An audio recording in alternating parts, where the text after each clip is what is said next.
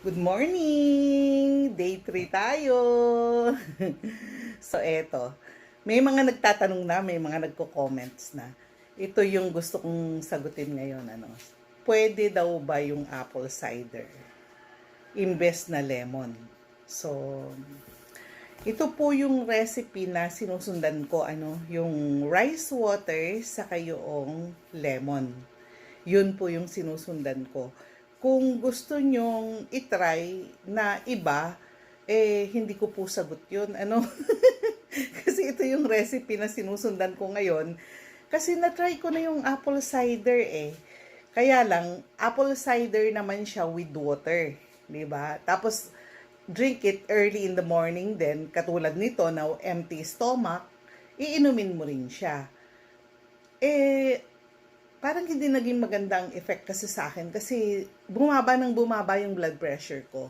Until sa time na, oo, medyo nag-lose weight ako, pero yung hilo ko talaga hindi na aalis. Tapos, parang yung dumating yung araw na parang hindi na ako makabangon sa hilo ko. Bumagsak yung BP ko. Tinigilan ko. It's not for me, di ba? Ngayon so far, dito sa lemon, wala akong nararamdaman na any side effects. Parang normal lang. Walang pagkakaiba. Hindi lang ako madaling magutom. Hindi ako nag-crave ng merienda. Yun lang lunch namin. Tapos, dinner na ng 4 p.m. Yun na yun. Ito pwede na. Yan, alalayan ako ng mga peps. Ito.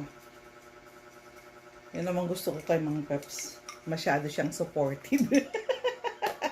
Kahit ano yung diet na ginagawa ko, sinusuportahan niya ako. Ayan. Kaya grateful ako dito sa asawa kong to. So, eto na. Ayan. So, 2 tablespoon ng rice, binabad ng 10 minutes. Pahiram ako nung salaan. Tapos salain ko yung mga buto, mahirap malunok yung mga buto. Tapos, kalahati ng lemon. Squeeze mo lang siya dyan. Inumin mo first hour in the morning. Para dun sa mga ngayon lang nakapanood, Kaya inuulit-ulit ko. Salamat dun sa mga sumusubaybay. Sana nga maging effective ito. Tempt na tempt ako na magtimbang. Kaya lang, siyempre, pag yung ganito pa lang, baka konti pa lang ang nabawas, di ba? Kasi same lang din naman yung eating pattern ko. Parehas lang din naman yung pagkain ko. Normal na normal, din naman ako nagda-diet. Ito lang yung dinagdag ko. Gusto nyo ba magtimbang ako? Bukas na. Bukas, magtitimbang ako. No. Excited. Di nahintay ang 7 days. So, eto na. Okay naman siya. Hindi naman siya ganun kaasim eh. Yung parang uminom ka lang talaga ng lemon juice na walang sugar. Parang ganun lang siya.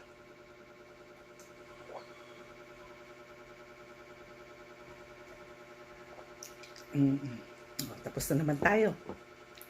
Bukas ulit.